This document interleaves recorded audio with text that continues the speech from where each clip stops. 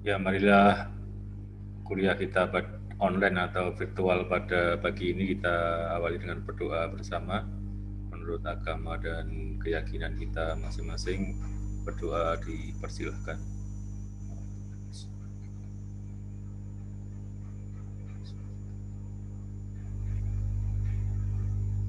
Berdoa selesai.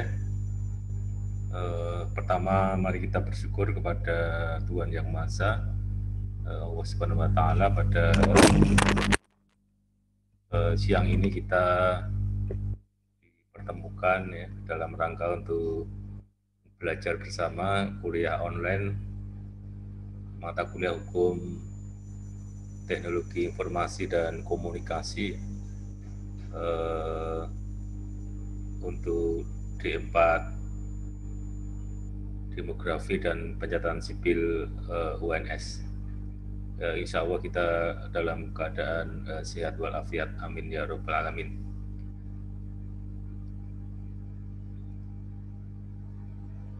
Pada hari ini saya akan melanjutkan apa yang sudah kita bahas di minggu-minggu sebelumnya, sebelum mid semester ya.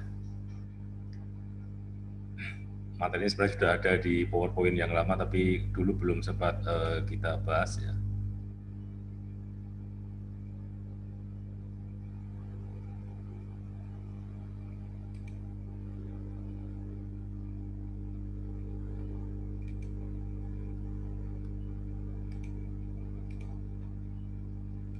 Saya share screen-nya dulu.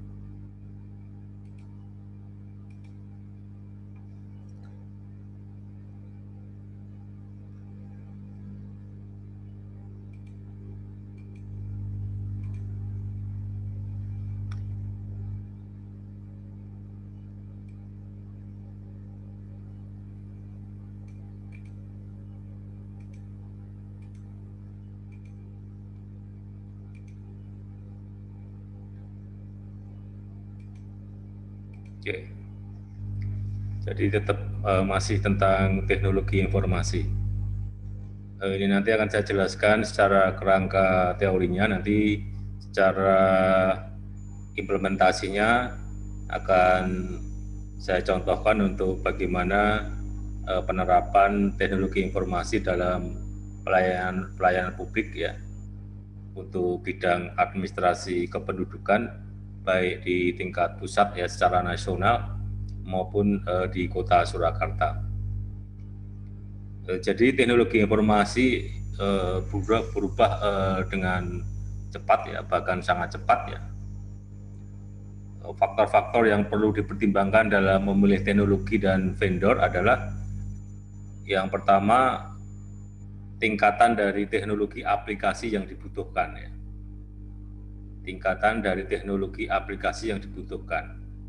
Artinya sejauh mana kedalaman ya, kerumitan ya dari teknologi yang akan kita gunakan itu sendiri. Dari situ nanti kemudian kita baru bisa menentukan untuk memilih teknologi dan vendor atau rekanan atau pihak ketiga yang akan kita ajak untuk bekerja sama ya dalam membangun ya sebuah teknologi informasi itu sendiri ya. Nanti juga di situ implementasinya adalah terkait dengan pembiayaan yang ada dan berapa estimasi anggaran. Nanti akan kita bahas tentang bagaimana kita melakukan sebuah perencanaan teknologi informasi dan komunikasi. Yang kedua adalah infrastruktur jaringannya itu seperti apa ya. Tentu ini harus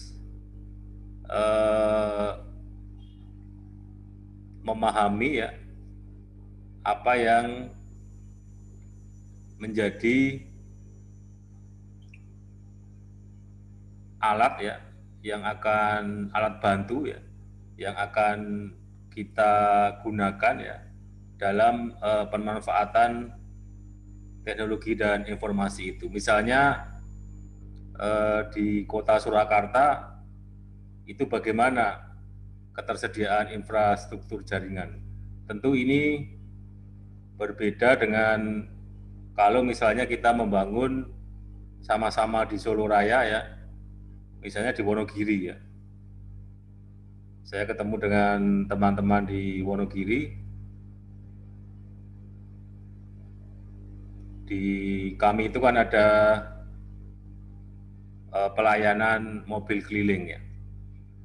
Mobil keliling karena semua produk dari administrasi kependudukan itu harus online.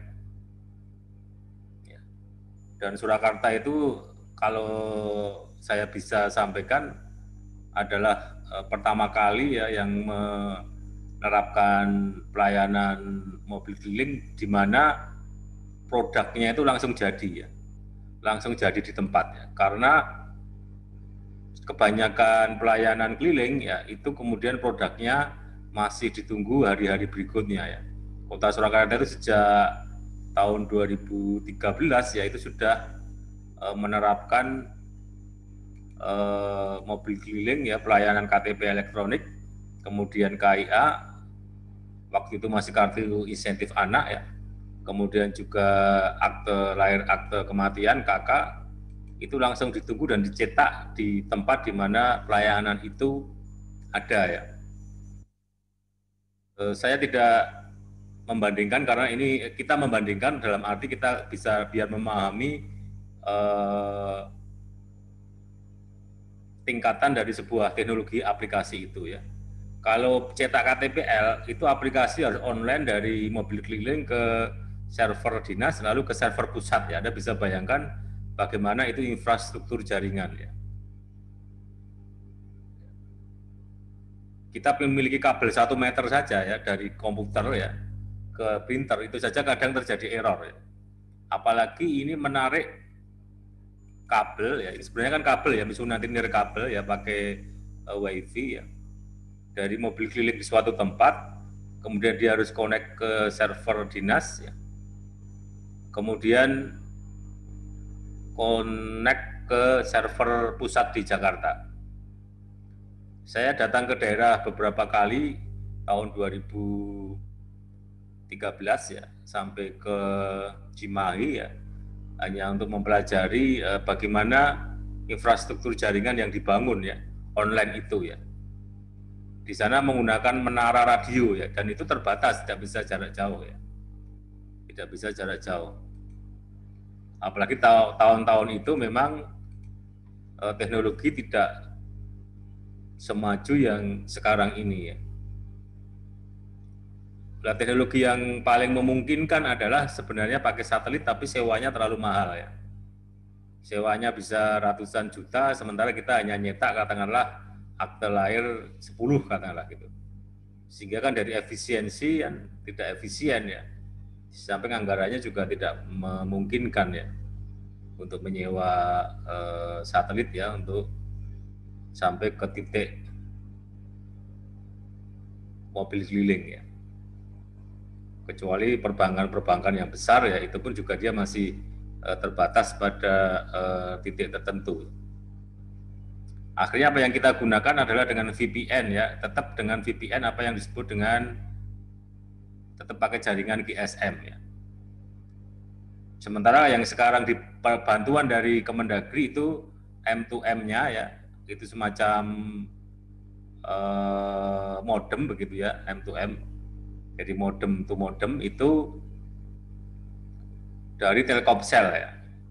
Nah kalau di kota Surakarta ya, jaringan Telkomsel lumayan ya, baik di tingkat desa, kelurahan maupun kelurahan masa sampai ke pelosok-pelosok, karena sepelosok-pelosoknya kota Surakarta kan yang pinggiran utara kan Mojosongo ya, di sana pun Telkomsel juga bisa kita lakukan. Tapi coba misalnya ke Klaten, misalnya dia ke daerah Merapi gitu, titik-titik blank spotnya kan sangat banyak untuk Telkomsel ya.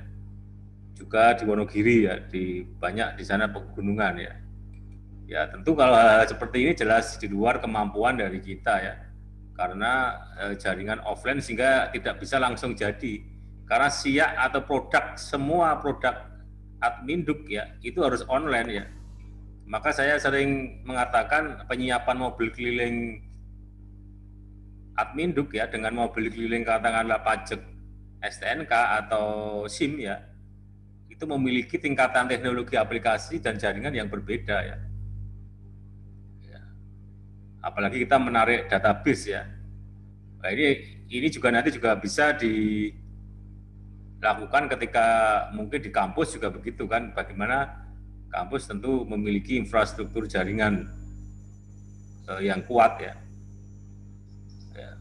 Di kita juga seperti itu ya. Apalagi sekarang semua sudah dunia online ya. Infrastruktur jaringan ini sangat menentukan ya untuk dipertimbangkan ya, memilih teknologi dan nanti vendor yang akan kita lakukan ya. Kemudian yang ketiga adalah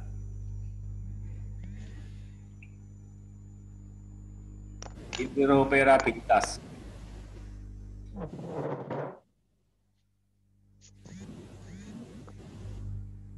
Interoperabilitas itu adalah kemampuan sistem ini bisa bekerja sama, bisa berkolaborasi dengan sistem yang lain secara terintegrasi ya. Yang sekarang dikembangkan di bidang administrasi kependudukan itu adalah apa yang disebut dengan pemanfaatan data. Nanti akan saya beri contoh ya. Sebenarnya kan idealismenya itu KTP elektronik itu bisa dijadikan sekaligus sebagai misalnya ATM, ya, misalnya kartu pajak ya, dan sebagainya ya. Nah, bagaimana tingkat interoperabilitas itu ya? Kemampuan sistem itu terintegrasi ya, bekerja sama dengan sistem-sistem yang lain. Jadi ada kompatibelnya, kompatibel enggak gitu ya. Semakin kompatibel tentunya ini akan semakin memudahkan ya penggunaan masyarakat itu sendiri ya. Misalnya dalam handphone kan kita menggunakan Android ya. Sementara ketika menggunakan komputer atau laptop ya menggunakan Windows misalnya ya, atau open source ya. Yang ini bagaimana nanti bisa mengkompatibelkan ya. Sekarang sudah mulai bisa kompatibel kan antara Android dan Windows misalnya ya.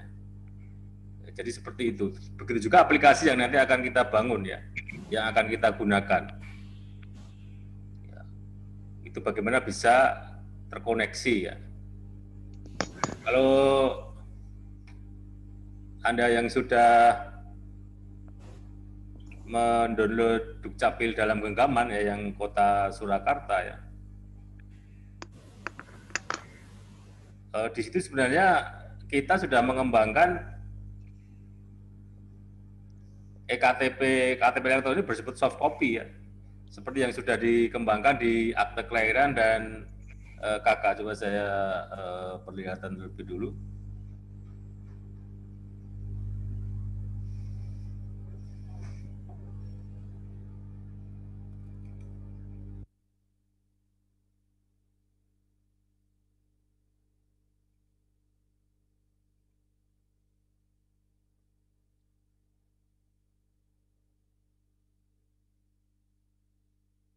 Ya, ini juga saya masih loading untuk Dukcapil dalam genggaman. Salah satu contoh yang ini mau kami kompatibelkan adalah ini Dukcapil dalam genggamannya, ini HP saya atau yang lain, nanti kita sambil menunggu koneksi jaringannya, ini belum bisa saya buka. Pada intinya di Dukcapil dalam genggaman yang kota Surakarta itu nanti bisa melihat foto dan soft copy dari KTPL kita ya.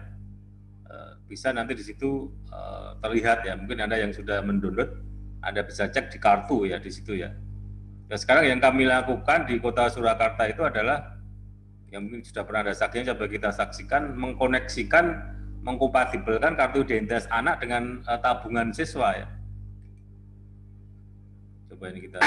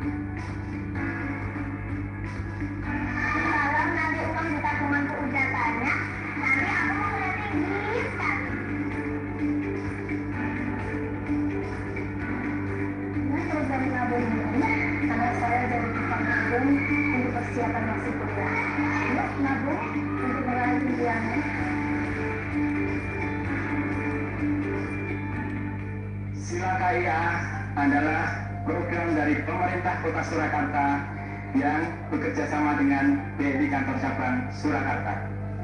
Bagi orang tua yang anaknya memiliki kartu identitas anak Surakarta, setiap melakukan transaksi di merchant yang telah bekerja sama dengan pemerintah Kota Surakarta akan mendapatkan sejumlah cashback. Cashback tersebut akan masuk ke dalam rekening tabungan Sila KIA yang dapat dicairkan setelah anak menginjak usia 17 tahun.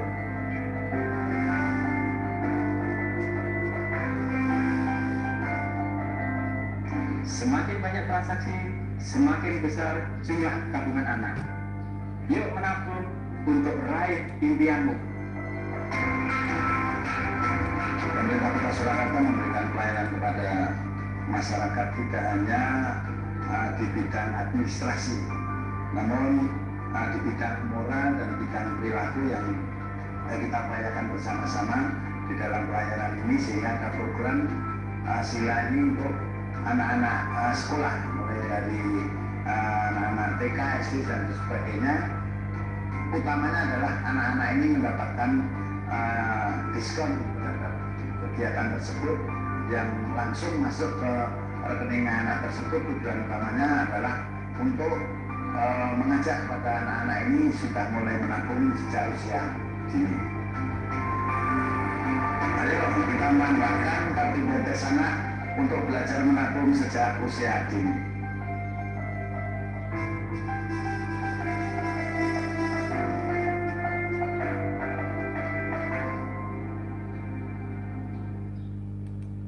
Ya, itu adalah salah satu contoh ya, apa yang disebut dengan pemanfaatan teknologi ya, pada poin yang ketiga ya, interoperabilitas ya, bagaimana sistem ini bisa saling terintegrasi ya antara satu dengan yang lain ya.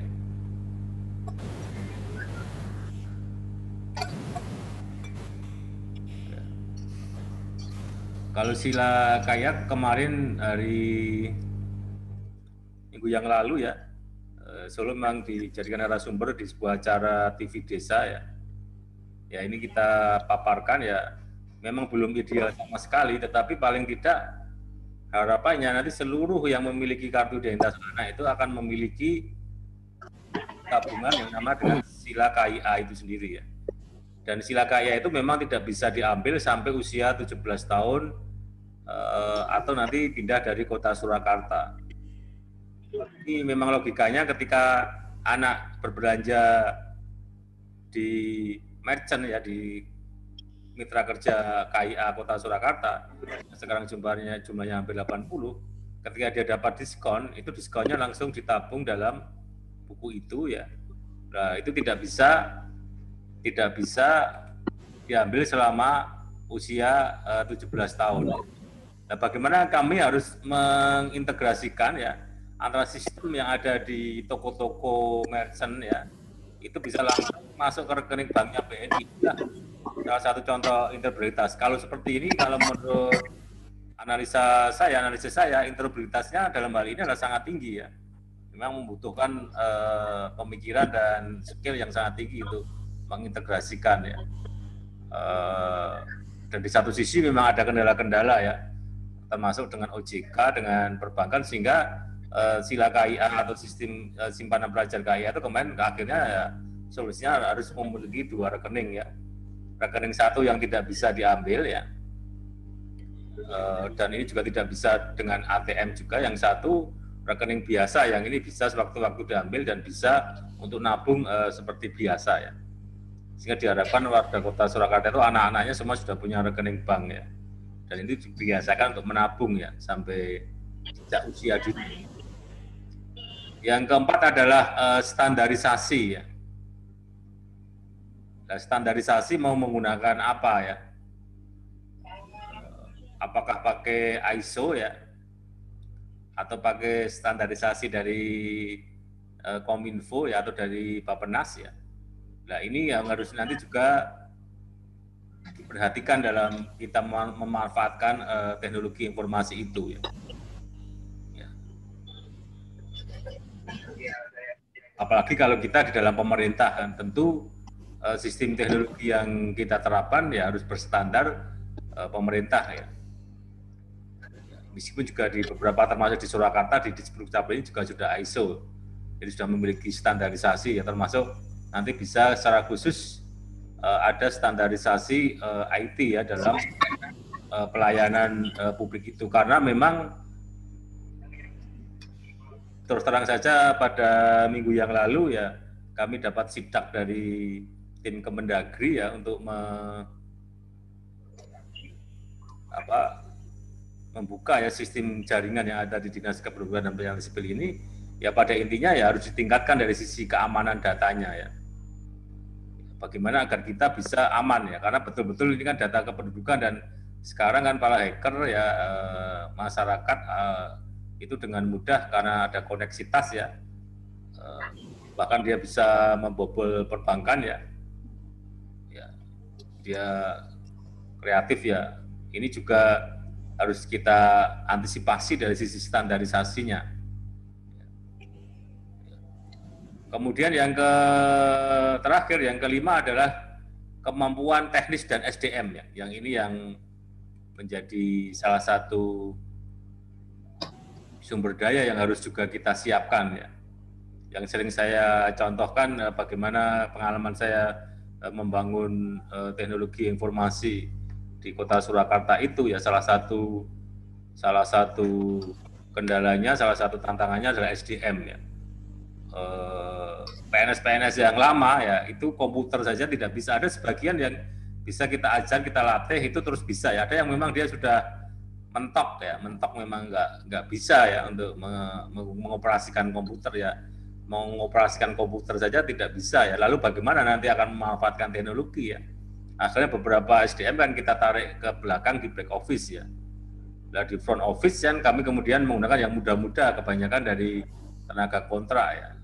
Salah satu seleksinya ya tentu harus kemampuan untuk pemanfaatan teknologi informasi itu. Ya makanya kan sering disampaikan ya program D4 demografi dan pencatatan sipil ini kan juga diharapkan kan sudah memiliki kemampuan teknis dan SDM ya.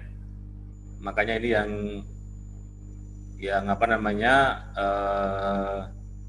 di samping teori kan ada juga banyak praktek di Dinas Kependudukan dan Pencatatan Sipil ya, pada praktek lapangan ya. Dan ini di mana Solo, di Surakarta juga ada yang dan memang tiap tahun ada terus ya untuk melakukan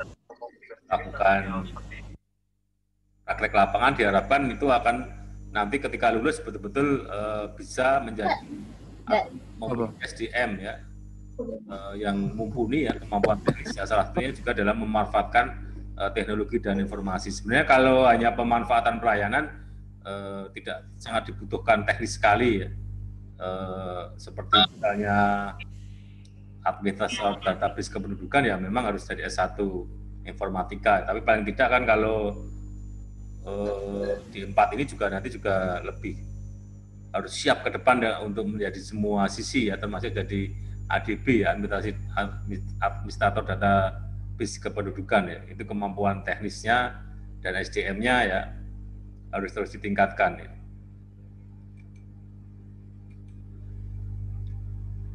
Ya kalau ini dulu pernah sudah kita singgung ya, bagaimana peran TIK ya, automasi ya. Jadi yang pemakaian melaksanakan tugas-tugas secara manual menjadi computerized ya, komputer membantu pemakaian melaksanakan tugas-tugas ya, hampir semua sudah robotisasi ya. Parkir saja ya di beberapa tempat, kalau di Solo kan kebanyakan masih ada petugasnya ya, untuk minimal yang keluar ya, pintu keluar ya. Kalau pintu masuk kan sebagian besar sudah tanpa petugas, jadi hanya Anda ngambil kartu ya, mecet sendiri, kemudian diambil, kemudian palang juga otomatis terbuka ya, kemudian tinggal masuk ya.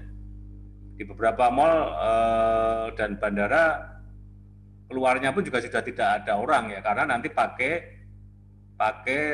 e-money ya, e-money ya, ini pakai kartu ya, seperti di e-tol itu ya. Mungkin kalau ada yang Bandung ya, itu kalau masuk ke salah satu mall ya, apa itu mall, salah satu mall di Bandung yang besar itu apa itu, Paris Van Java atau apa itu ya. Di situ Anda harus memiliki e-money, tapi sayangnya e-money-nya harus mandiri ya. Jadi kalau nggak punya e-money mandiri ya, kartu mandiri yang e-money nggak bisa masuk.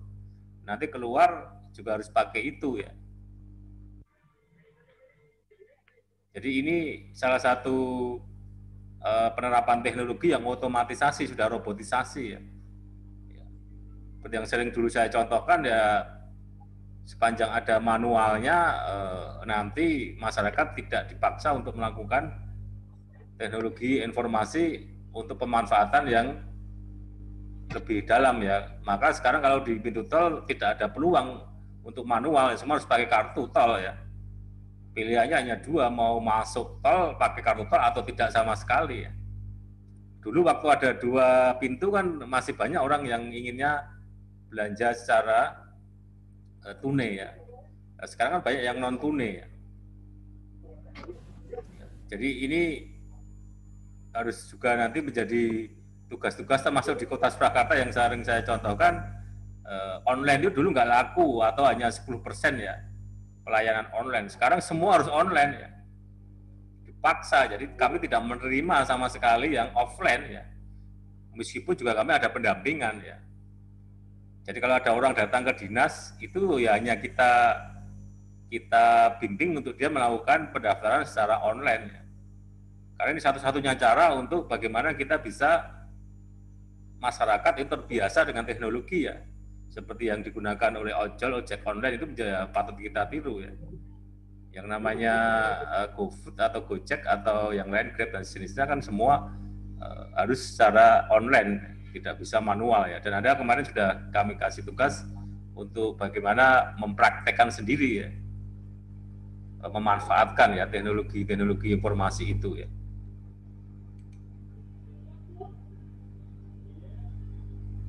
Ya ini saya kira untuk automasi saya kira sudah kita bahas ya. Kemudian yang kedua adalah tadi yang menjadi bagian interoperabilitas ya, adalah peran TIK sebagai integrator ya, sebagai pelayanan satu atap ya.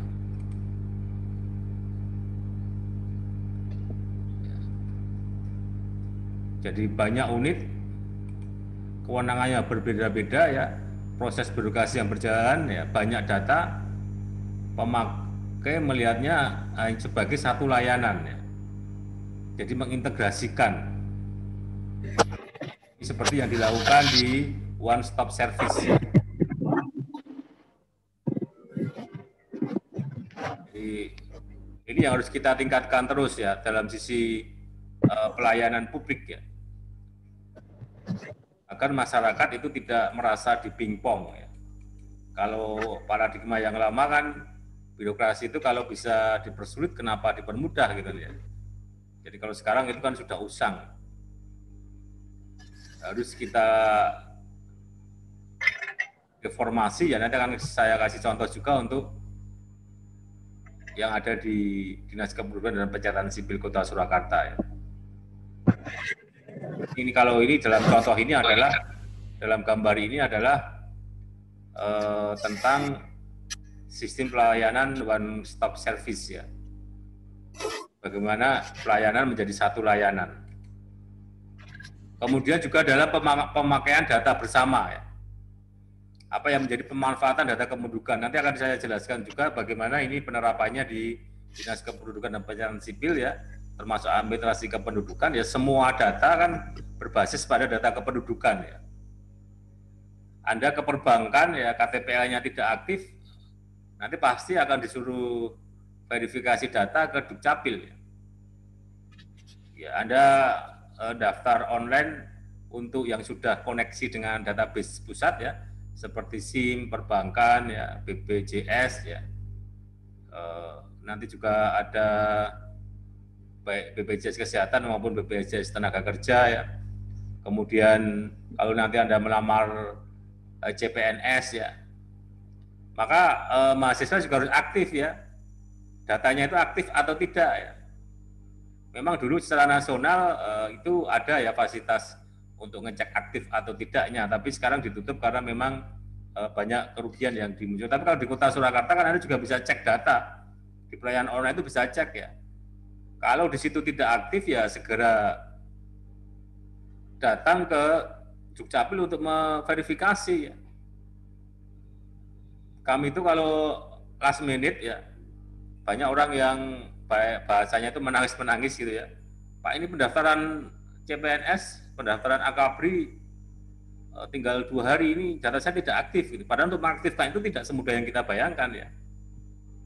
Daftar sekolah juga begitu, yang SMP, SMA ya. Ketika datanya di sana tidak ada, baru datang ke Dukcapil.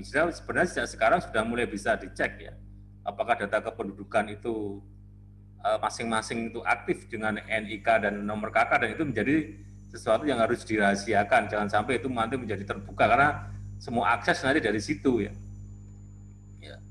Ini data kependudukan nanti terintegrasi dengan penanganan bencana, terintegrasi dengan data kesehatan tentang BPJS Kesehatan tadi ya, juga tentang data prasarana fisik umum ya, penanganan tentang KLB ya untuk yang luar biasa ya. Ini sebenarnya sudah kita lakukan ya. Nanti secara teknisnya bisa nanti sebagai studi kasusnya adalah administrasi kependudukan ya. Jadi di kami itu ada layanan nanti di online itu namanya sinkronisasi data ya. Karena nanti yang minggu yang lalu saya atau sebelum itu saya jelaskan ya, termasuk Surakarta saat ini memang siaknya belum siak online terpusat ya. Nah itu ada apa yang disebut dengan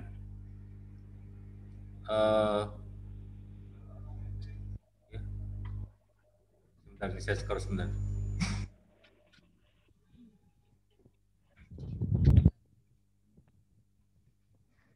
Anu ya. Ya, betul.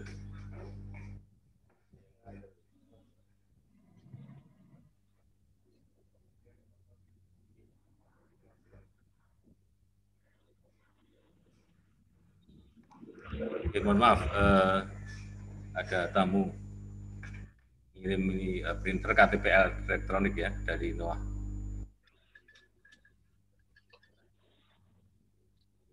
Jadi bagaimana mahasiswa tentunya nanti juga aktif ya mengecek data kependudukannya masing-masing.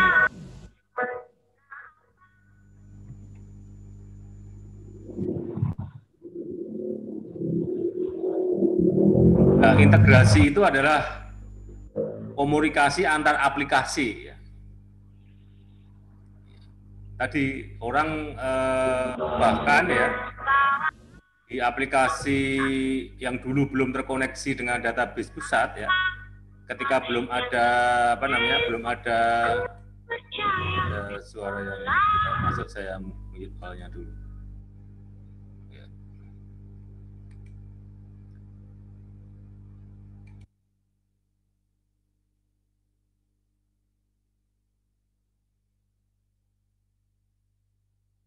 Jadi pada saat perbankan atau OJK itu belum online ke data kependudukan atau sebelum eKTP, itu kan orang bisa dengan serta-merta dengan mudah membuat KTP lebih dari satu ya.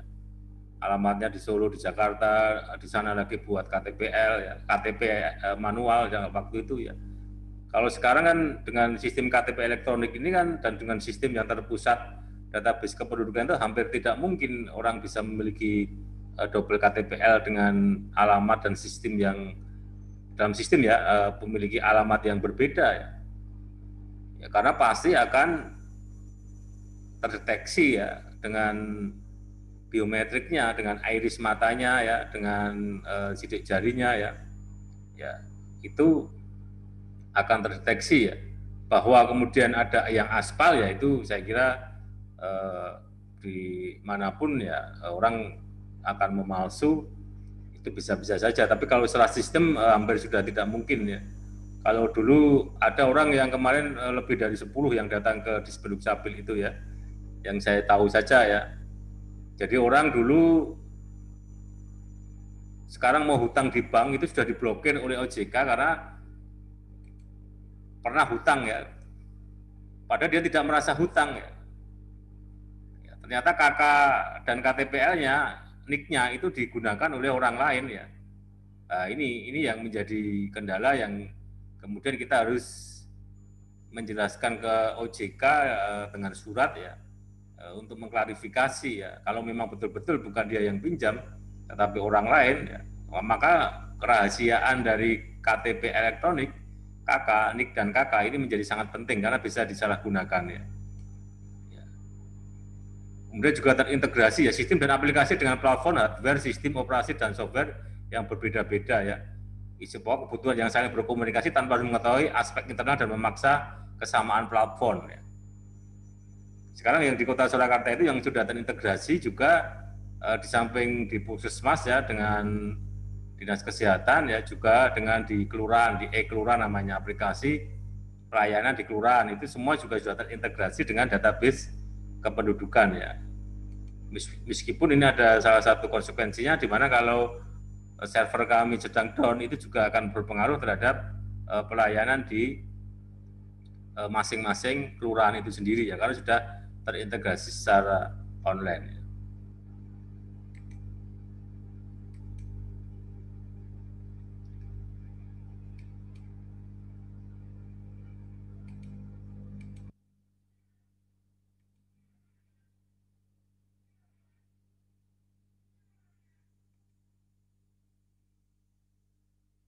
Nah, bagaimana teknologi terintegrasi itu? Jadi aplikasi klien tidak harus sama dengan aplikasi server.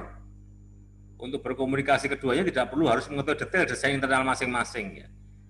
Tadi sistem yang ada di Adminduk ya, sistem yang ada di Adminduk, kami tidak perlu tahu dengan sistem yang di perbankan, begitu juga sebaliknya, tetapi bisa kompatibel ya, bisa mengakses ya. Kemudian bisa menjadi implementasi layanan itu sendiri ya. Jadi klien itu mengakses server implementation ini ya, kemudian menjadi implementasi dari layanan itu sendiri. Ya. Jadi kalau nanti misalnya Anda memiliki adik baru atau ponakan baru yang baru lahir ya, kalau dia belum didaftarkan ke Dukcapil memiliki NIK ya, nanti didaftarkan untuk BPJS Kesehatan, nanti masih akan diberi data sementara ya, nanti hanya nama atas nama ibu, bayi ibunya ya, belum anaknya, nama anaknya sebelum memiliki akta kelahiran. Dan sekarang ini sudah diintegrasikan kalau di Kota Surakarta ya. Begitu anak lahir di rumah sakit ya, maka rumah sakit itu akan mengirim secara online ya ke Dispenuk Capil Surakarta dengan persyaratan untuk memiliki akta kelahiran. Maka akta kelahiran itu kemudian dikirim ke dinas, oleh dinas ke rumah sakit ya. Itu yang kami sebut di inovasi kita itu adalah sapu kuat ya. Sapu kuat, nanti kita jelaskan apa inovasi-inovasi sapu kuat ya. Coba di videonya ada enggak?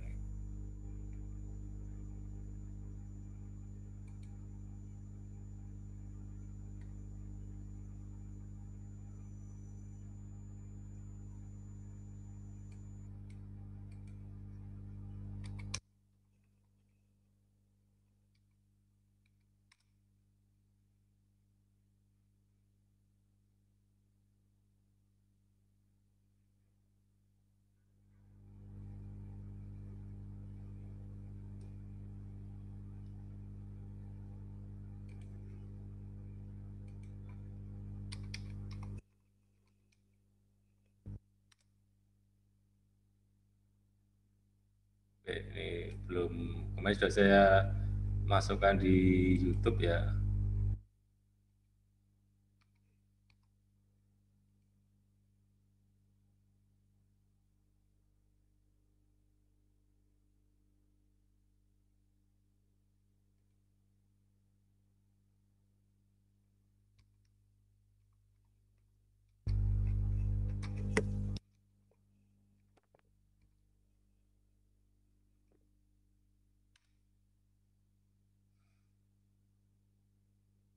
Ya ini ya, video yang terbaru.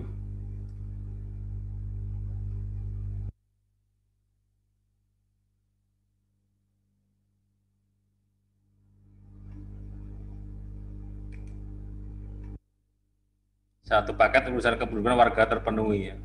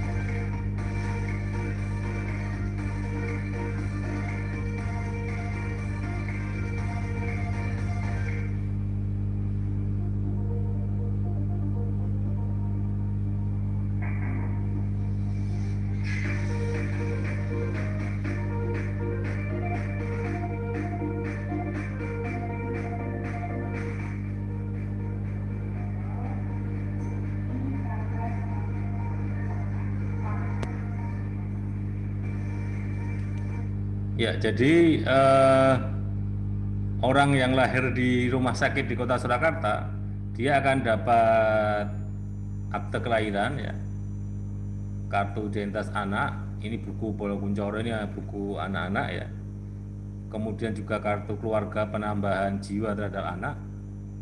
Kemudian nanti akan dapat EID BPJS khusus kesehatan, khususnya yang warga miskin ya, yang PBI. Tapi kalau yang mandiri dia harus mendaftar dengan KK yang sudah diberikan oleh petugas rumah sakit kepada pasien ini ya. Ya.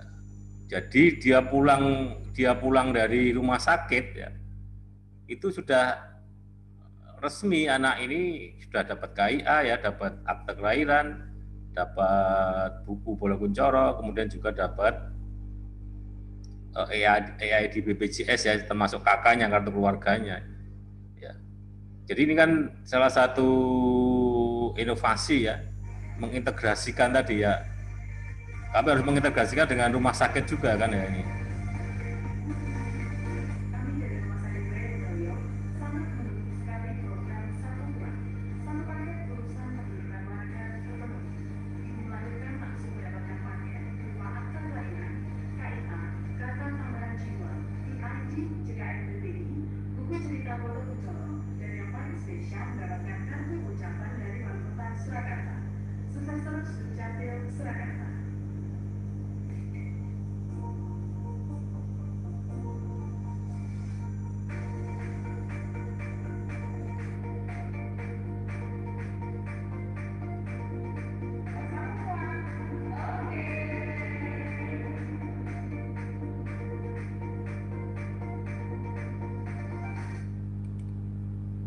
Ya.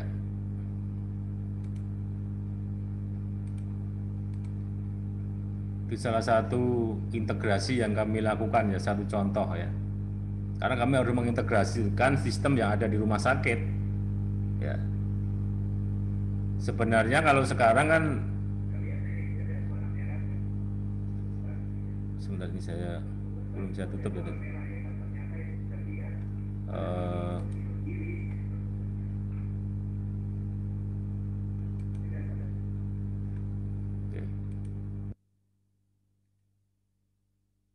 Suara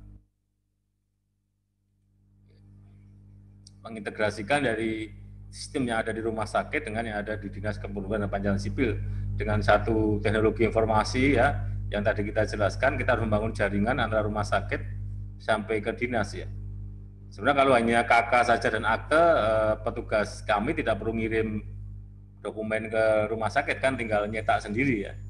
Karena sekarang kan bisa cetak sendiri, cuma karena kartu identitas anaknya ini kan bentuknya masih kartu khusus ya. Jadi tetap kami kirim, termasuk buku Bolokuncoronya itu ya. Ya. Jadi kalau di Solo itu orang 17 tahun ya, langsung dia dapat KTPL ya. Kemudian orang lahir juga di rumah sakit sudah dapat akte kelahiran. Orang yang meninggal ya belum sampai mayatnya itu atau jenazahnya itu dikubur, dia sudah dapat akte kematian kan. Ya kan ya, program Besok Kiamat yang kemarin saya jelaskan, mungkin untuk mengingat lagi, ini juga integrasi yang saya sering contohkan ya.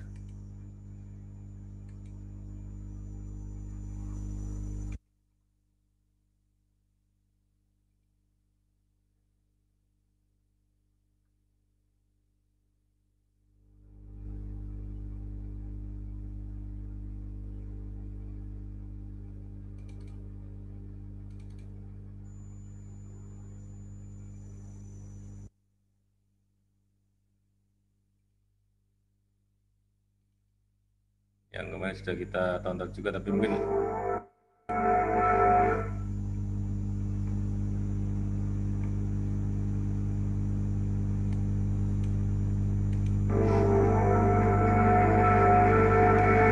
program Besok Kiamat adalah layanan akte kematian yang pelaporannya oleh ketua RT atau ahli waris cukup berhenti di kelurahan, dokumen langsung kita berikan berupa akta kematian, kakak pengurangan jiwa, dan KTP elektronik berupa status.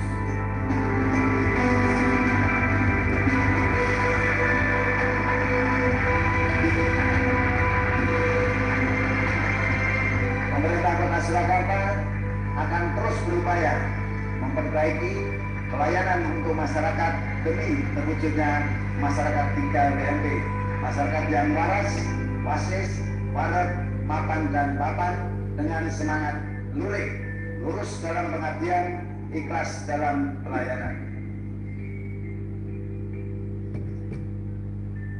ya, jadi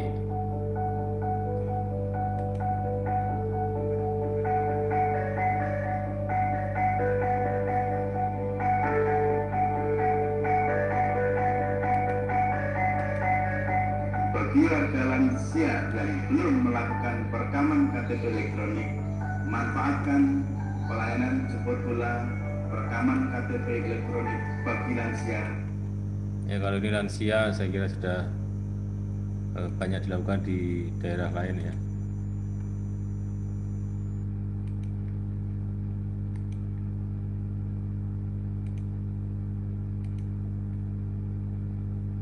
Ya, tadi kalau orang lahir dia langsung dapat akta kelahiran ya. Coba kalau di zaman-zaman dulu ya, nyari akta kelahiran saja konon di beberapa tempat harus beberapa hari, konon juga harus lewat calo dan sebagainya, ada yang berbulan-bulan nggak jadi. Di Solo inovasinya, bayi belum pulang dari rumah sakit, akta kelahiran dan kakaknya sudah jadi, dia tidak perlu ngurus lagi ke dinas dan ngurus ke manapun ya. Akte kematian juga begitu ya. Keluarga kita misalnya yang meninggal, sebelum dia dikubur ya akte kematiannya sudah dikirim sampai ke rumahnya kan gitu ya. Jadi untuk konon dulu harus ngurus beberapa bulan ya, harus sana sini ya, harus seperti itu ya. Ya, ini kondisi-kondisi inovasi yang sekarang harus menjadi mainstream, menjadi pola pikir kita ya. Bagaimana melayani, kalau bahasa Kemendagri itu adalah yang membahagiakan masyarakat ya. Bahwa masih ada kekurangan sana sini, tentu ya itu harus kita perbaiki ya. Nah, kalau dilihat dari tadi yang kita sampaikan, tentu yang akan terjadi adalah bagaimana petugas rumah sakit ya itu kita kasih akses apa ya dan boleh apa gitu. Karena mereka bisa mengakses SIA ya, sistem informasi administrasi kependudukan, sehingga bisa masuk ke sistem ya. Nanti kita verifikasi ya. Termasuk petugas kelurahan juga begitu ya. Dia juga memiliki akses. Jadi kalau Anda lihat pelaporan besok kiamat itu ya, jam 1, jam 12 malam, jam 10 itu petugas kelurahan sudah sering mengupdate ya, mengupload dokumen kematian itu dan sudah dilaporkan di grup ya. Untuk kita proses, maksudnya kita prosesnya pagi hari ya. Kalau Sabtu Minggu jam kerja kita tetap juga layani ya. Kita cetak pada hari itu, tidak nunggu hari Senin ya. Maka di Disduk Capil Surakarta itu Sabtu Minggu tetap ada yang piket ya untuk memberikan pelayanan, mengirim dan memproses akte kematian untuk warga Kota Surakarta ya. Maka ini di situ kan akses yang harus kita gunakan secara tepat ya. Karena kalau tidak ya nanti akan terjadi pembobolan ya terhadap sistem itu sendiri ya. Sama di perbankan kan kalau aksesnya itu terlalu tinggi ya nanti kan bisa mengobok-obok ya rekening orang lain ya. Ya seperti yang terjadi yang baru saja kasus ya, di Maybank ya, itu saya kira juga ada yang lenyap kan rekening ya sampai berapa 20 miliar ya, salah satu atlet atau salah satu ya atlet games ya. Jadi itu salah satu bentuk bahwa penyalahgunaan akses ya. Meskipun sudah kita kasih akses, kalau dia menyalahgunakan maka ada yang disebut dengan fakta integritas ya. Anda juga nanti harus memahami tentang fakta integritas ya, tentang data kependudukan ya, itu sangat dirahasiakan. Yang kedua tentu keamanan sistemnya ya. Ya, keamanan sistem ya, karena kan sudah terkoneksi yang kemarin tadi yang saya ceritakan ya, bagaimana kami dapat sidak dari Kemendagri, tim jaringan ya, kami harus membangun lebih kuat lagi untuk keamanan sistemnya ya, agar tidak dibobol dari luar ya. Kemudian format datanya seperti apa ya? Ya, format pelaporannya seperti apa kan? Kan kami tidak harus menunggu persyaratan dari kelurahan atau rumah sakit ya.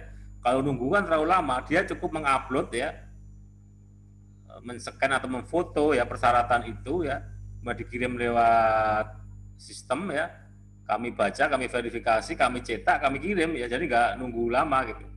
Kalau kami harus nunggu persyaratan aslinya kami terima, namanya tidak pemanfaatan teknologi informasi ya, seperti pelayanan online kan juga gitu ya. Ya, pelayanan online juga gitu. Ya. Kita juga tidak perlu menunggu syarat-syarat asli ya, sudah kami cetak. Nanti ya syarat aslinya ditukar dengan produk yang kami produk tadi ya. Misalnya Anda mau ngurus tentang hilang KTP elektroniknya ya. Itu sangat mudah itu, Anda pakai online itu tidak perlu datang ke dinas terlebih dulu ya. Nanti kalau sudah jadi akan diberitahu silakan ngambil di mana, di dinas atau di kecamatan ya. Persyaratannya sepanjang persyaratannya lengkap. Kalau hilang kan harus ada surat kehilangan dari kepolisian ya. Kemudian kepemilikan dan kewenangan terhadap data ya. Kepemilikan dan kewenangan terhadap data. Jadi format ini kepemilikan dan kewenangannya terhadap data yang tadi sudah saya sebutkan, karena ini saling berkaitan ya antara akses, keamanan sistem, format data, kepemilikan dan kewenangan terhadap data itu sendiri ya, agar data kita tidak bobol ya.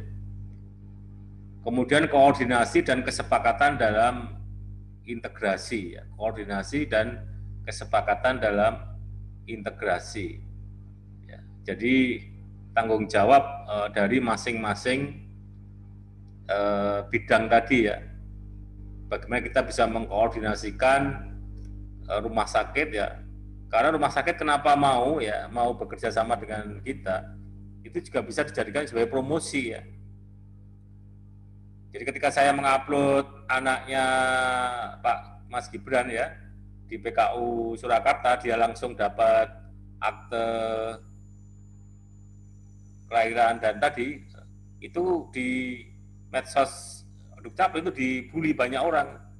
wah itu hanya anak presiden, anak presiden dapat pelayanan yang khusus. Sebenarnya kan tidak ya, semua yang lahir ya, anaknya lahir di PKU Muhammadiyah Solo dan di rumah sakit yang bekerja sama pelayanannya, asal rumah sakit mau memproses ya akan kita beri ya, langsung sebelum bayi itu pulang dari rumah sakit ya.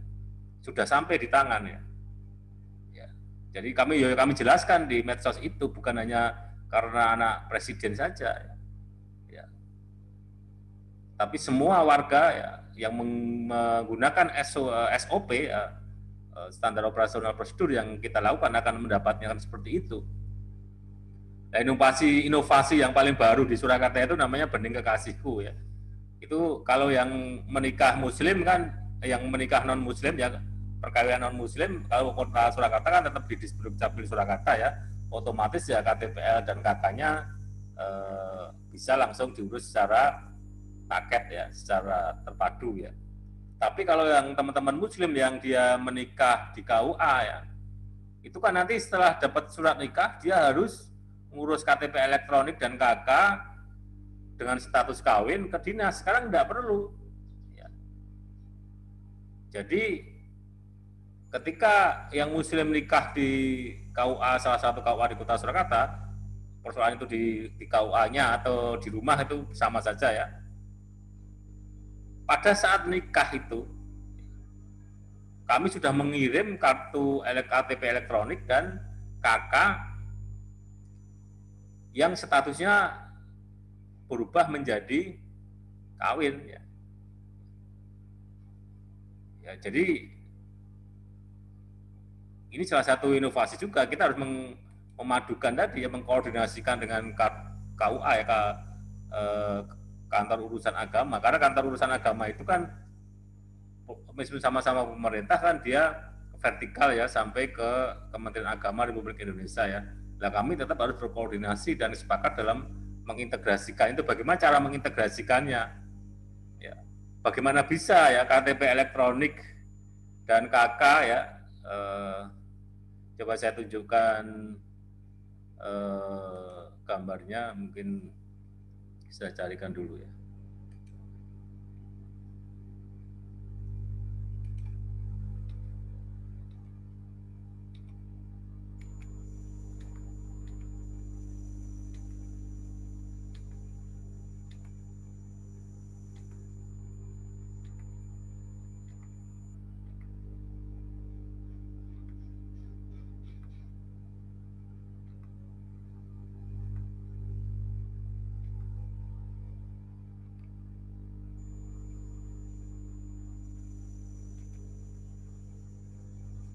Ya ini salah satu materi kemarin waktu BBM ya. Ini yang apa dulu BBK kan di Dukcapil itu kan wilayah bebas korupsi, ini menjadi BBM ya. Mau menjadi proses. Ini yang contoh inovasinya. Memang gambarnya tidak terlalu. Ini Sapu Kuat tadi ya. Dan ini yang Bening Kekasihku ya. Jadi dia pada saat nikah ya belum kartu nikahnya juga belum diterima, dan dia diterima bersamaan ya dengan KTP elektronik dan KK-nya ya. Bagaimana kami bisa memadukan sistem seperti ini? Kan ini butuh sebuah energi dan kreativitas ya. Kalau manual biasa kan warga biasa kan ketika tidak ada program ini, dia setelah nikah dapat kartu nikah ya, yang muslim ya ini ya. Nanti kan dia malas-malasan ya untuk merubah di KK-nya, bahkan dalam kasus-kasus tertentu sudah cerai, statusnya masih belum nikah ya, karena tidak mengurusnya tadi ya, sehingga nanti dia akan kesulitan sendiri dan data kita juga tidak terupdate ya. Di sini kan kemudian data kita kan menjadi terupdate ya. Jadi data kita menjadi terupdate ya. Jadi kalau ini yang tadi yang program Sapu Kuat itu tidak hanya di rumah sakit, misalnya ya di rumah sakit melahirkannya itu tidak di Kota Surakarta ya, tapi penduduk Kota Surakarta, misalnya melahirkan di Dr. Un Sukoharjo, itu kami kan tidak bekerja sama dengan Rumah Sakit Dr. Un Sukoharjo ya, atau rumah sakit di Karanganyar misalnya. Tetapi KTP elektronik orang tuanya ada di Surakarta, maka dia bisa daftar, tetap bisa daftar Sapu Kuat tadi, tapi di kelurahan ya. Nanti kami yang akan mengirim ke kelurahan, ada yang kelurahan yang inovatif mengirim juga sampai ke rumah ya. Jadi memang tidak harus lahir di rumah sakit atau poliklinik yang ada di Kota Surakarta ya. Kalau dia, yang penting dia adalah KTP-nya, kakaknya dia masuk di Kota Surakarta. Kalau Bening Kekasihku ini ya tentu ya dia harus KTP Surakarta ya. Yang nikah di KUA maka dia akan dapat dokumen kependudukannya tadi.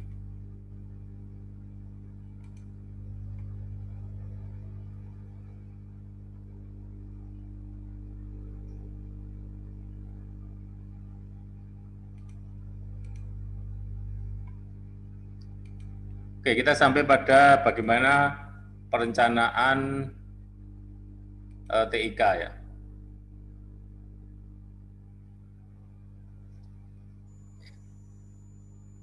Jadi efek dari kegagalan dalam perencanaan adalah tidak tercapainya fungsi TIK sebagai pendukung tugas kegiatan, malah menjadi beban dan pemborosan. Ini salah satu dampak dari orang euforia ya, yang penting menggunakan inovasi teknologi informasi, tapi teknologinya itu ternyata tidak bisa digunakan oleh masyarakat ya, malah justru menjadi beban dan pemborosan ya. Tentu itu kan yang tidak kita keinginkan ya.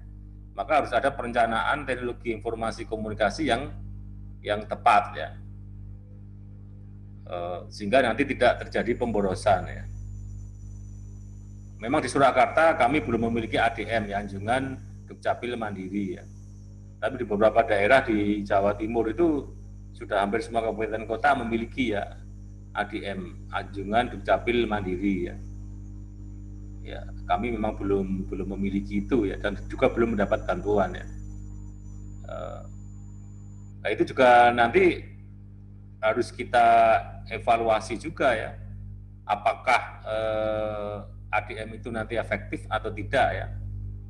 Apakah masyarakat itu mau untuk mencetak produknya sendiri ya, atau dia senang mengambil ya. Kecuali kalau nanti semua pakai ADM ya. Jadi tidak ada pelayanan lain, nanti dipaksa kan orang mencetak sendiri ya. Apalagi sekarang kalau kakak dan akte kelahiran dalam proses normal ya, jaringan juga tidak error, kan bisa cetak sendiri di rumah ya. Untuk kakak akte itu ya. Nah, bagaimana tahapnya ya?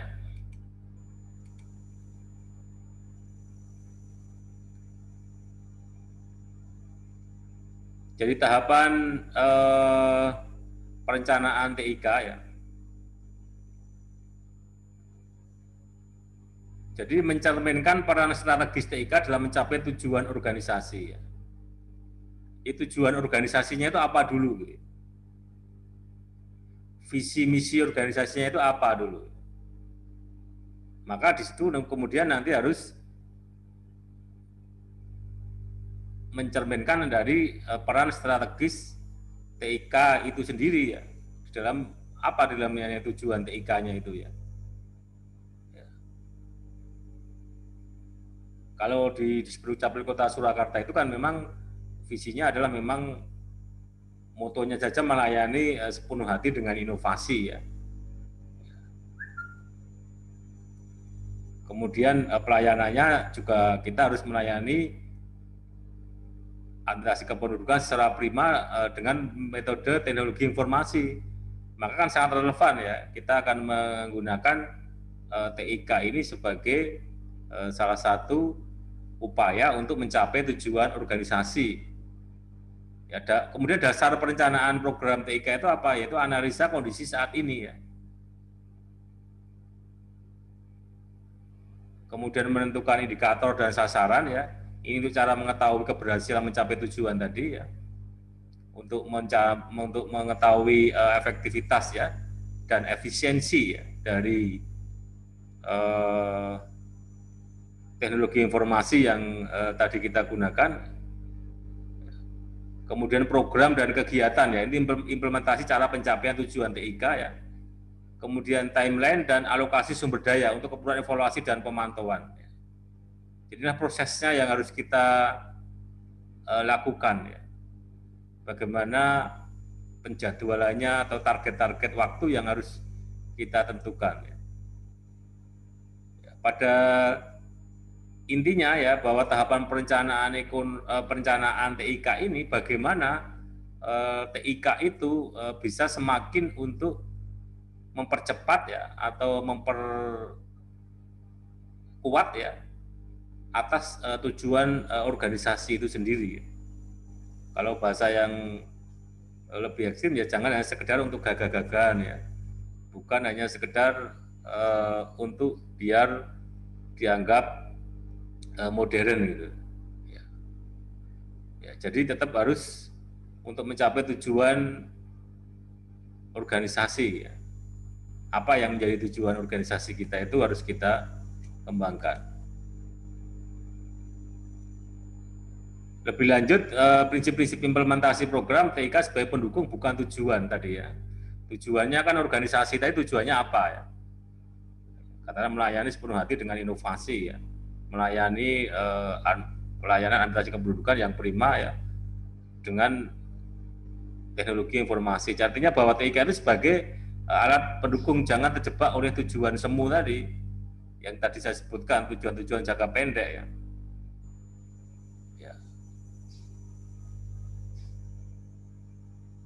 Kemudian perhatikan realitas yang ada ya, kondisi sosial ekonomi masyarakat dan nilai yang berkembang di dalamnya. Ini memang simalakama kalau saya menyebutnya ya, semacam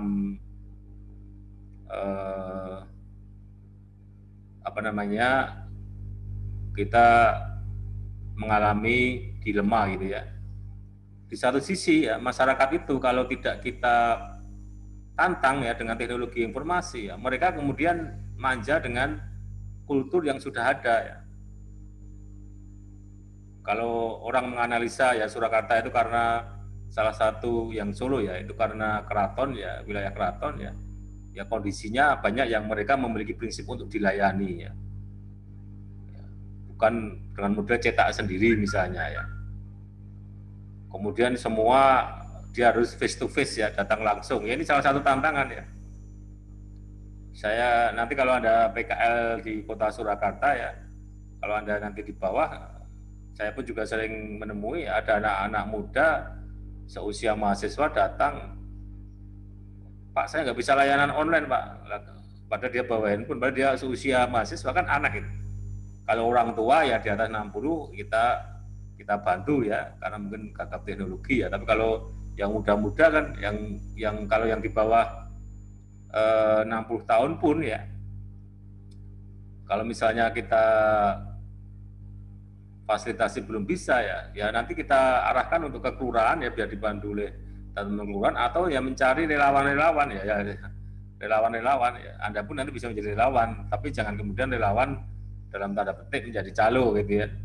Tapi kalau memang tidak saling merugikan dan sah secara peraturan ya, saya kira juga nggak masalah ya, karena itu sebagai jasa ya, jasa untuk melakukan itu. Karena memang kita betul-betul ketat ya, kalau tidak dalam kondisi darurat ya semua harus melakukan dengan pelayanan online untuk Kota Surakarta. Kemudian realitasnya tadi kan harus kita analisa ya.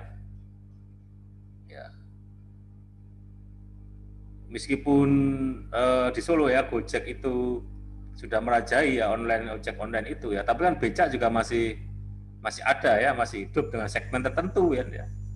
Ya karena apa ya, ada masyarakat dan juga pelaku jasa transportasi yang memang masih enjoy dengan becak itu sendiri ya. Mungkin ke depan kita akan bicara pada masalah budaya ya, becak menjadi sebuah transportasi yang budaya yang dikembangkan. Tapi dalam hal ini kan sekarang memang kompetisinya kan juga cukup ketat ya. Tapi becak juga saya lihat juga masih ada yang laku ya, masih laku juga kan. Ya. Ya. Kemudian yang ketiga adalah partisipasi masyarakat dalam program-program TIK, sense of belong, rasa memiliki itu ya. Kalau tidak seperti ini kita akan sulit ya. Yang tadi sering saya contohkan, online kita nggak laku-laku ya. Dan ini harus kami juga harus menyampaikan kepada Bapak Wali Kota ya, tentang bagaimana agar semuanya online ya, dan beliau setuju ya. Maka kita melakukan pemberdayaan masyarakat, dalam hal ini kita juga melakukan pendidikan terhadap masyarakat agar melek terhadap teknologi informasi ya, sehingga dia memiliki rasa menumbuhkan rasa ikut memiliki ya terhadap layanan yang ada di dalam masyarakat itu sendiri ya, khususnya kalau dalam kasus kita adalah tentang administrasi kependudukan. Kemudian perhatian, kesederhanaan dan kemudahan ya. Kesederhanaan akan menumbuhkan partisipasi ya. Jadi kita juga harus mengedepankan perhatian ya pada masyarakat. Kalau bahasa Jawanya itu nguwong ke wong ya, jadi mengangkat orang ya, jadi menghargai orang lain ya.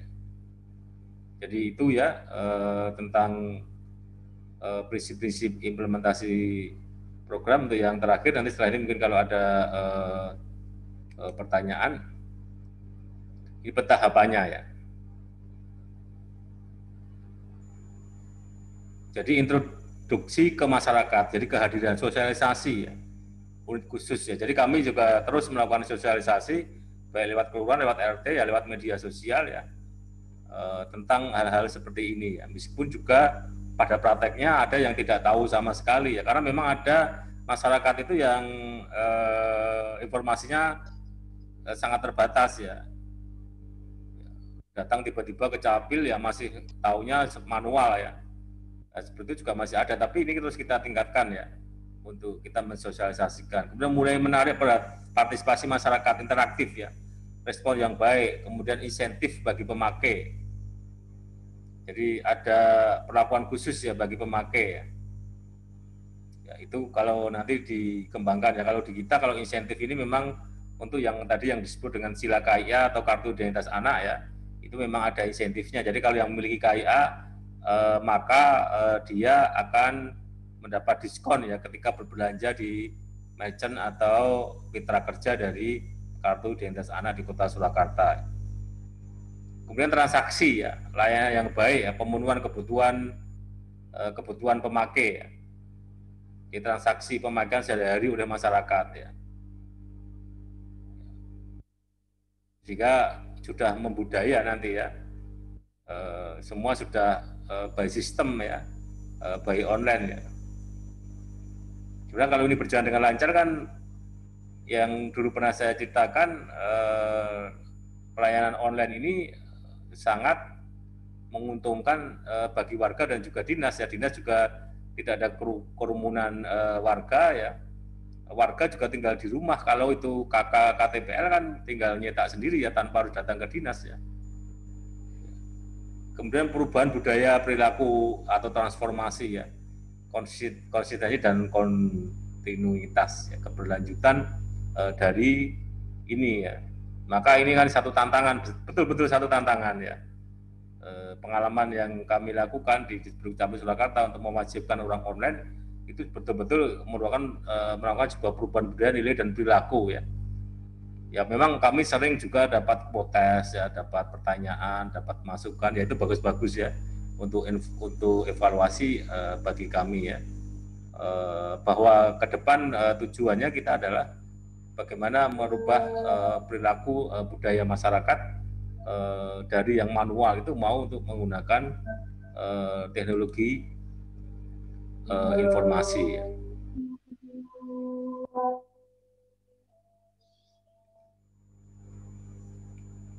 Ya, itulah yang saya sampaikan hari ini ya. Sudah saya matchkan ya antara teori dengan praktek yang dilakukan khususnya di Kota Surakarta ya, termasuk juga di Indonesia. Saya kira juga beberapa waktu yang lalu sudah saya sampaikan bagaimana hampir semua inovasi ya itu berbasis pada teknologi informasi ya, teknologi informasi ya. Dan ini sangat revolusioner kalau menurut saya ya, instansi yang saya kira sangat revolusioner khususnya dalam cetak sendiri ya KK dan akte kelahiran ya. Ya, memang dampaknya ya tadi kami juga sering dibully di media sosial itu ya. Masa akte kelahiran kok hanya kertas putih gitu ya, seperti fotokopi ya. KK juga begitu ya. Saya kira kita kan harus merubah pola pikirnya itu kan ya, bahwa sistem itu tidak berada di fisiknya kertas itu ya. Kertas itu hanya menjadikan simbol saja ya, seperti kuncinya saja kan, di situ ada QR code-nya ya. Nah, yang menjadi bukti yang resmi ada di sistemnya ya, bahwa Anda memang di sistem KK dan akta kelahiran sudah tercatat ya. Sehingga nanti ke depan kalau misalnya untuk daftar sekolah dan sebagainya ya tidak perlu bawa fisik kelahirannya itu kan ya. Walaupun membawa ya hanya QR code-nya, tapi sebenarnya kalau sistemnya nanti dari sekolah-sekolah sudah terintegrasi dengan Dukcapil ya, sehingga sudah diketahui ya. Kalau di Kota Surakarta kan untuk yang anak kan sudah 99,7% ya persen ya, sudah semua memiliki akte kelahiran. Cuma untuk yang usia umum ya 17 belum mencapai sebesar anak-anak itu ya. Jadi untuk kondisi akte kelahiran ini, saya kira kalau di Surakarta sudah sangat bagus ya, dengan program-program yang ada, juga nanti peningkatan dokumen kependudukan yang lain. Jadi demikian kuliah kita hari ini ya, nanti materi yang tadi saya sampaikan bisa saya upload ya. Mungkin kalau ada pertanyaan satu atau dua mahasiswa silakan langsung aja menyalakan mic-nya dan pin-nya dinyalakan juga nanti biar bisa diketahui yang bertanya atau menanggapi ya, atau melakukan testimoni ya, silakan para mahasiswa. Saya beri waktu, atau mau nulis di chat juga boleh. Izin bertanya, Pak. Ya silakan diklik pin-nya, Pak ya. Pin ya silakan, ya silakan, Mbak ya. Nama mungkin kelas ya. Oh, nama saya Anandani Kris, Pak. NIM Ya. E3119011. Ya. Mau tanya, untuk pendaftaran kematian, kan itu Bapak bilang tadi otomatis ya Pak, bisa langsung dicetak. Lah, itu kalau mereka melaporkan ke rumah sakit, sedangkan kalau tidak bagaimana Pak? Misalkan, maaf nih, meninggalnya di rumah dan keluarga tidak berkehendak untuk seperti membersihkan jenazah di rumah sakit atau bagaimana, seperti itu. Nah, itu nanti prosesnya bagaimana? Sekian, terima kasih. Ya, oke, Mbak. Siapa tadi, Mbak Anandani, Pak. Ya, Anandani. Namanya dituliskan Andik ya, oke, ya. Ya. Oke, terima kasih. Ya. Jadi untuk akta kematian ya, dalam konsep besok kiamat ya, bela sungkawa kirim akte besok ya, besok kiamat ya, itu namanya memang cukup menakutkan gitu ya, karena yang mengasih nama Bapak Wali Kota ya, kayak besok kiamat ya, memang banyak yang protes ya. Sebenarnya besok ya, besok kiamat ya, atau BK gitu aja ya, tapi kepanjangannya adalah bela sungkawa kirim akta kematian. Jadi memang untuk besok kiamat ini kami tidak berbasis di rumah sakit ya, beda dengan akta kelahiran, kami berbasis di rumah sakit dan poliklinik dan juga di kelurahan ya, ada dua pilihan. Tapi kalau besok kiamat ini berbasis di kelurahan ya, jadi semua proses nanti yang ngurusi adalah kelurahan, yang mengupload kemudian mengirim ke keluarga adalah dari kelurahan. Untuk kematian dimanapun itu tidak ada masalah ya. Kalau kematian di rumah sakit, apalagi nanti tinggal surat yang kematian, keterangan kematian dari rumah sakit itu tinggal dilampirkan ya. Tetapi kalau meninggalnya di rumah ya, itu hanya nanti mencari surat keterangan dari puskesmas tempat ya. Jadi ada surat kematian dari puskesmas. Saya kira puskesmas sudah kita ajak kerjasama ya. Untuk Sabtu Minggu nanti juga bisa berkoordinasi untuk puskesmas mana yang buka ya. Karena kan ada yang puskesmas yang 24 jam. Tapi kalau rumah sakit kan rata-rata atau hampir semua kan 24 jam ya. Jadi kalau misalnya satu contoh ya, saya contohkan saja mungkin biar teman-teman atau mahasiswa lebih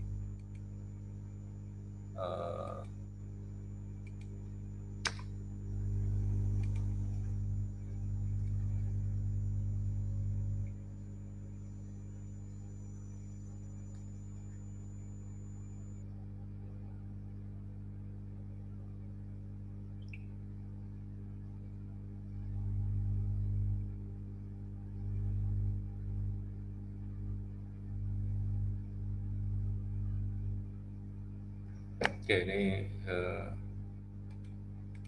masih loading. Jadi pada intinya kan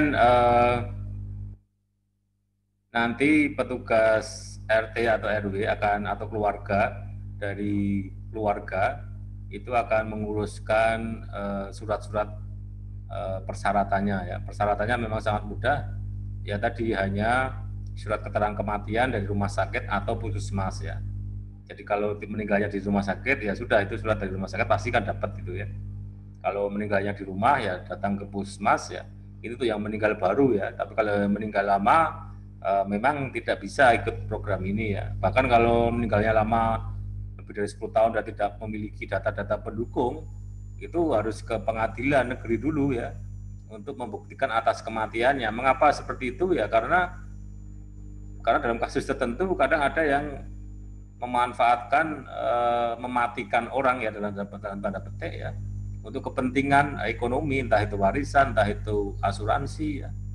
Ya, kalau yang baru-baru kan jelas ada saksi ya dari RT RW, kemudian juga dari masyarakat ya diperkuat lagi dari rumah sakit atau puskesmas ya.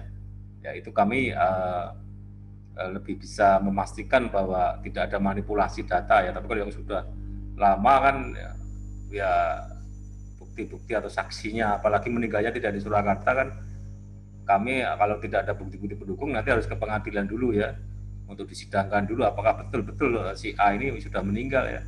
Jangan-jangan nanti belum meninggal dimeninggalkan ya hanya untuk kepentingan ekonomi seperti warisan atau kepentingan asuransi ya. Jadi nanti kelurahan yang akan melapor ya. Jadi kalau di grup B kami itu ada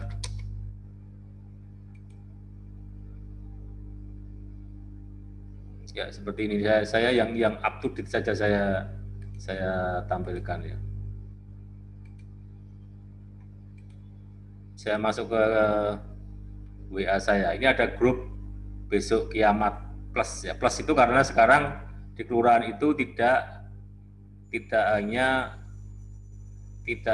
yang mati baru ya, mati lama pun bisa dapat di kelurahan, tapi persyaratannya kan lebih berbeda ya. Ya, ini kan tadi pagi dia lapor ya, admin yang ada di kelurahan ya. Ini kalau ini sudah diserahkan ya. Coba ada yang jam malam-malam ya. Ya, biasanya ada yang sampai malam-malam itu dia lapor ya, sudah mengupload ya.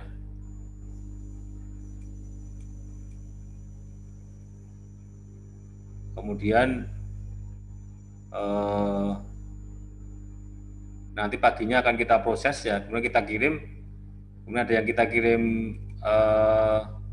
sampai ke kelurahan ya, nanti dari kelurahan itu akan mengirim ya sampai ke ini baru tadi ini kan ya, dia akan mengirim foto ya, penyerahan BK ke ahli waris oleh Tapem Sewu ya.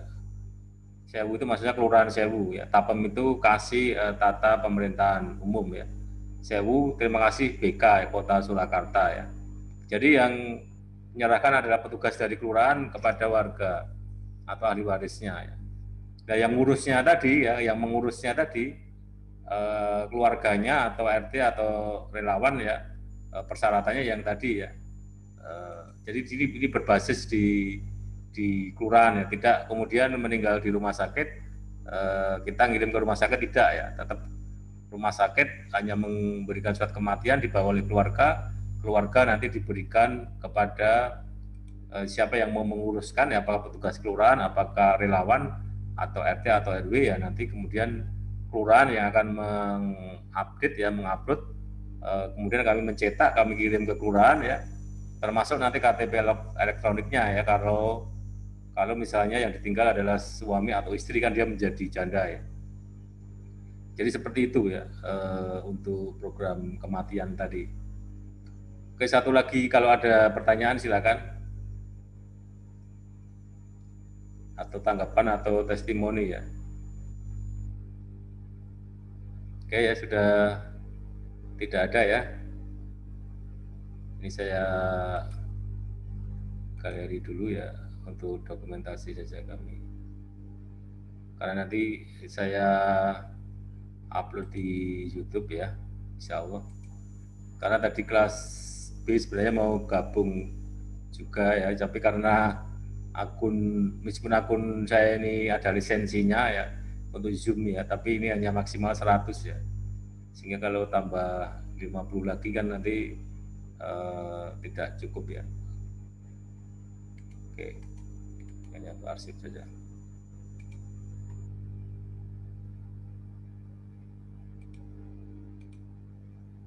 Ya, kalau sudah tidak ada pertanyaan ya, kita akhiri kuliah kita pada pagi hari ini atau siang hari ini. Insya Allah kita lanjut 2 minggu ke depan ya. Mari kita akhiri bersama dengan berdoa menurut agama dan keyakinan kita masing-masing ya. Untuk yang beragama Islam saya pimpin, mari kita akhiri dengan membaca hamdalah bersama-sama ya. Alhamdulillahirabbil alamin. Terima kasih atas perhatiannya dan mohon maaf atas segala kekurangannya. Akhirul kalam, wassalamualaikum warahmatullahi wabarakatuh. Waalaikumsalam warahmatullahi wabarakatuh, Pak. Terima kasih banyak. Waalaikumsalam warahmatullahi wabarakatuh, Pak. Terima kasih. Ya, oke, sama-sama. Terima kasih ya. Oke, ini saya akhiri ya, saya tutup.